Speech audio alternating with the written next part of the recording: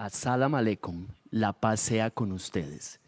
Mi charla está dedicada a todas las personas que hemos perdido un ser humano o un ser no humano que haya sido muy significativo para nuestras vidas. Especialmente va dedicado a las variedades de especies que nos comemos a diario y que son el producto de un sufrimiento animal casi que gigantesco y difícil de hablar. El 17 de mayo del año 1992, a las 3 de la madrugada, recibimos una llamada telefónica en mi casa. Yo tenía 10 años y una vecina, Laura, que tenía 19 añitos, nos contó que a mi hermano mayor le habían propinado muchas puñaladas y que estaba en una camilla metálica hospitalaria en la Clínica de Occidente en la ciudad de Bogotá, capital de Colombia. Mi madre y mi padre nos llevaron a sus hijos menores a ver qué había ocurrido, y cuando llegamos a la unidad de cuidados intensivos vimos a nuestro hermano mayor, 3 hermanos habíamos quedado vivos, en esa camilla metálica hospitalaria, completamente ensangrentado y muerto. 3 años después, a mi padre lo mataron 2 sicarios del lugar en el que él había nacido, el Banco Magdalena. Estos 2 sicarios lo mataron frente a mi casa en el barrio Castilla, también en la ciudad de Bogotá, la capital de Colombia. 10 años después, mientras yo hacía mi tesis de pregrado en Ciencia Política para la Universidad Nacional de Colombia, mientras mi madre iba a comprar los panes para el desayuno en la panadería, en ese mismo barrio, un carro la atropelló y la mató. La noticia nos llegó de la mano de Alcira, una vecina que timbró en nuestra casa y nos dijo: a su mamá la mató un carro, corran, por favor. Terminé Ciencia Política y decidí hacer una maestría en Antropología en una universidad elitista colombiana. Allí me encontré con algo: la antropología del sufrimiento. El lema de la antropología del sufrimiento es que no es posible volver el sufrimiento discurso sin pervertirlo. Yo creía que me había recuperado por completo de mis muertos, hasta que hace un año mi hijo, Axel, de 4 años, me hizo una pregunta muy curiosa a las 3 de la tarde. Me dijo: papi, mi mami tiene mamá, pero yo no sé qué pasó con tu papá y con tu mamá.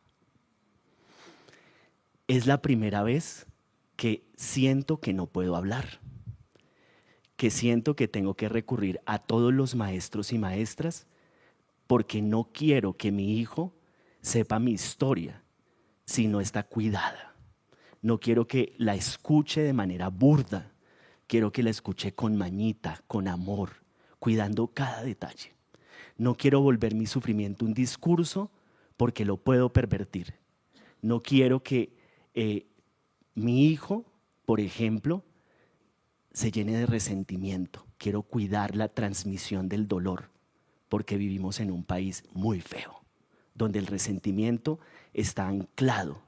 No quiero que mi hijo aprenda del resentimiento del que somos capaces los colombianos y las colombianas. ¿A qué sufrimiento nos referimos cuando hablamos de antropología del sufrimiento? No hablamos del sufrimiento en términos psicológicos, hablamos del sufrimiento en 3 niveles. El sufrimiento que tiene que ver con la violencia estructural, es decir, con los daños que se han causado a necesidades humanas básicas, que han sido consideradas así por la humanidad de manera histórica. Necesidades humanas básicas como la supervivencia, la libertad, la identidad y el bienestar.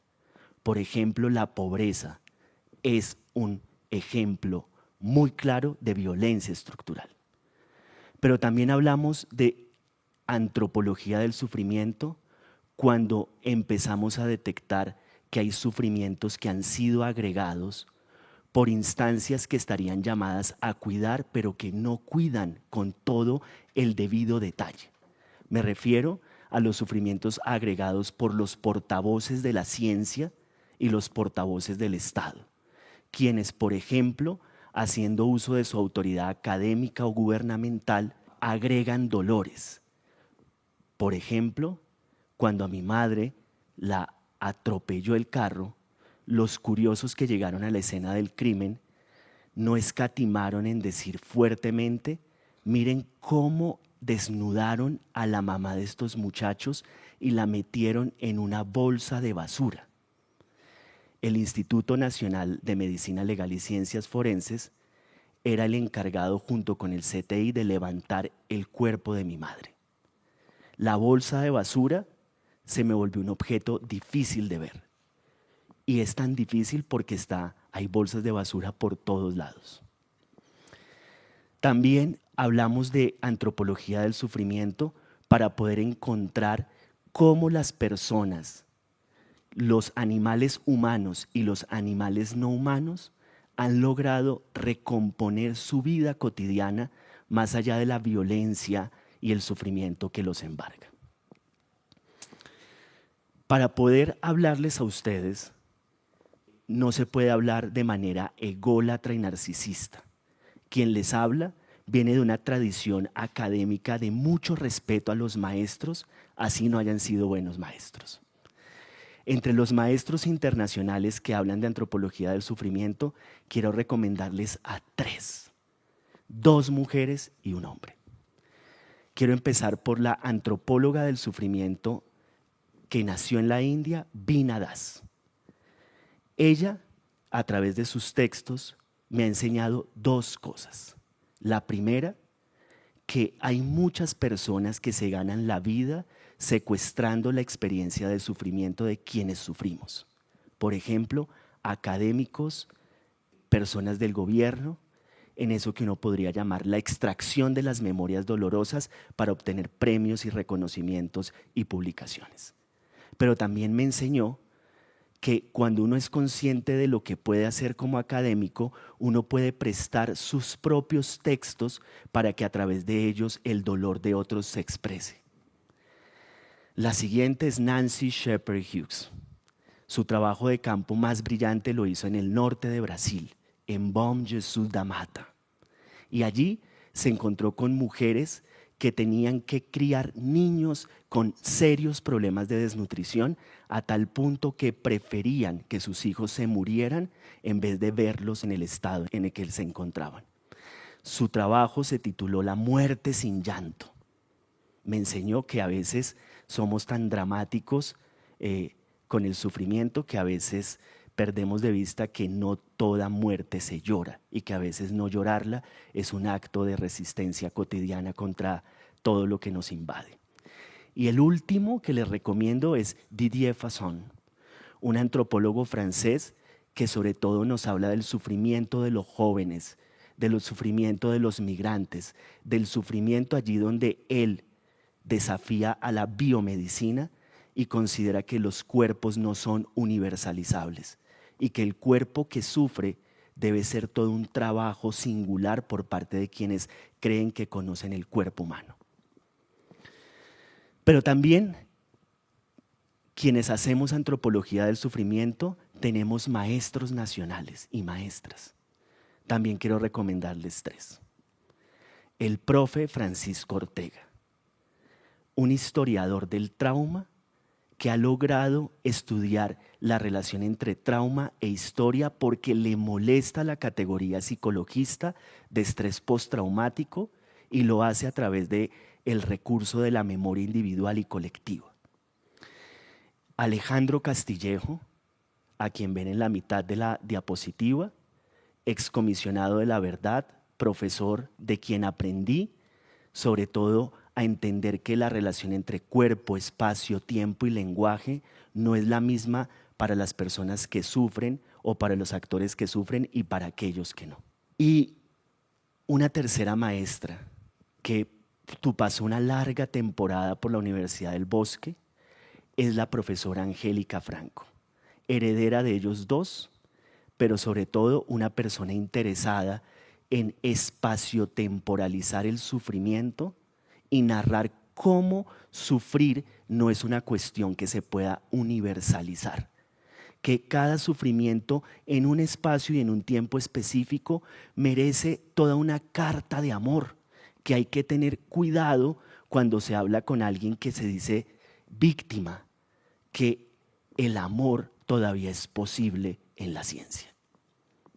Entonces la antropología del sufrimiento, como ustedes lo van notando, tiene un gran problema de investigación y es cómo dar cuenta del sufrimiento humano y no humano, pero con cuidado, sin agregar dolor, sin querer capturar o secuestrar lo que otros y otras nos cuentan para poder sumar puntos en la industria del sufrimiento humano, que cada vez tiene más aliados y personas ególatras y narcisas que simplemente van a hablar con la víctima para creer que pueden tener un reconocimiento, pero se roban la experiencia del otro, así como una empresa minera extractivista ilegal. La antropología del sufrimiento a veces nos dice que las personas que hemos sufrido no tenemos la capacidad de hablar de nuestro dolor. A eso le llaman lo indecible. En mi propia postura, creo que el problema hay que invertirlo. Volteemos la arepa. Creo que el problema es lo inaudible. Si yo les contara cómo me sentí el día que vi a mi madre en la escena del crimen, muy cerquita de mi casa, les juro que los aburro y no todo el mundo tiene la disposición de escuchar con detalle. Me pasó con el fiscal que recepcionó el cuerpo de mi madre en primera instancia porque yo llevaba un diario de campo de lo que había ocurrido. Quien mató en el accidente de tránsito a mi madre por una de esas tragedias ridículas de la humanidad no era otra persona que el jefe de mi hermano mayor, quien en un reverso imprudente la asesinó. Un azar maldito. Y si yo les contara con detalle cómo quedó mi hermano menor y las repercusiones que ha tenido esta muerte hasta el día de hoy, y sobre todo desde el día en que mi hijo de 4 años, Axel, me preguntó qué pasó con mi papá y con mi mamá, les juro que no solo se aburren, sino que también me dicen, como me dijo el fiscal, no le quiero escuchar todos los detalles. Pare, porque no tengo tiempo. Si ustedes lo notan, la antropología del sufrimiento es un reclamo de cuidado a la hora de abordar a las personas, a los no humanos que sufren. Por ende, lo que propone es una ética del cuidado que, si la miramos con lupa, debería ser aplicable a 3 cuestiones que yo llamo cuestiones de interés colectivo. La justicia transicional. Hoy en día la queja de muchas víctimas es la misma queja de Germán, de quien les habla. Y es, ¿por qué no me dejan hablar todo lo que quiero hablar y hay unos tiempos burocráticos limitados para rendir testimonios? ¿Qué hacen los expertos y operadores judiciales cuando trabajan con víctimas? ¿Están preparados? ¿Tienen empatía o no la tienen? Un segundo o una segunda cuestión de interés mejor es lo que he llamado la industria del sufrimiento. Una industria en la que muchas personas de las ciencias, muchas personas de los gobiernos se permiten robar la experiencia del otro y hacerla aparecer como si el análisis del sufrimiento no hubiera sido producto de un diálogo con una persona que sufre, sino de una inteligencia superdotada de una persona académica o de una persona funcionaria pública. Pero lo que más me preocupa, y es una cuestión de interés, es el sufrimiento no humano. El clamor de los ríos, el clamor de las montañas, el clamor de las aves, el clamor de todos aquellos que amamos lo vivo, pero lo vivo también tiene que ver con lo no humano.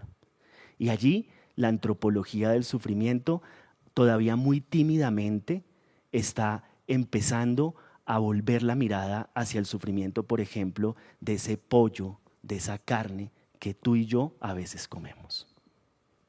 Luto por mi familiar. Luto por mi amigo y mi amiga. Luto por un animal no humano. Luto por mi territorio. Quien les habla es un profesor, pero es sobre todo un sujeto en luto.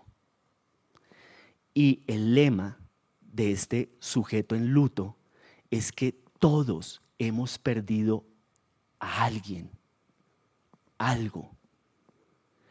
Y si volvemos eso un lema personal, quizás eso nos permita entender que cuando nos encontremos con otro, con el otro, con la otra, probablemente se nos pueda despertar una empatía que yo pienso que está históricamente dormida. En el año 2005, un año después de la muerte de mi madre, fundé un organismo que se llama la Fundación Sujetos en Luto. Nuestro interés no es regodearnos en nuestro propio dolor. Nuestro interés es educar en la cultura de la muerte, que aunque no lo queramos reconocer como país, nos habita. Nuestro trabajo es hacer escuelas del perdón difícil, que no es ni fácil, pero tampoco es imposible. Nuestro trabajo en la Fundación Sujetos en Luto es reconciliar lo irreconciliable. La izquierda con la derecha, el centro con el universo. Reconciliar al uribista con el petrista. Reconciliarnos. Porque la tarea primordial, pienso yo, para un país como este, antes de cualquier otra cosa, es que nos aventuremos a hacer trabajos de perdón difícil. Mientras vuelvo a verles alguna vez, y espero que así sea, espero que pueda contarles cómo a través de los títeres he empezado a contarle a mi hijo Axel cómo mataron a mi padre, a mi madre y a mi hermano mayor. Cuando lo logre, le daré un mensaje a la Universidad del Bosque y les diré: he logrado narrarle a mi hijo mi dolor, pero no para volverlo enemigo de nadie, sino para volverlo un colombiano más inteligente. Todavía tengo la fe en que los colombianos haremos la paz, pero no total, la paz difícil. Muchas gracias.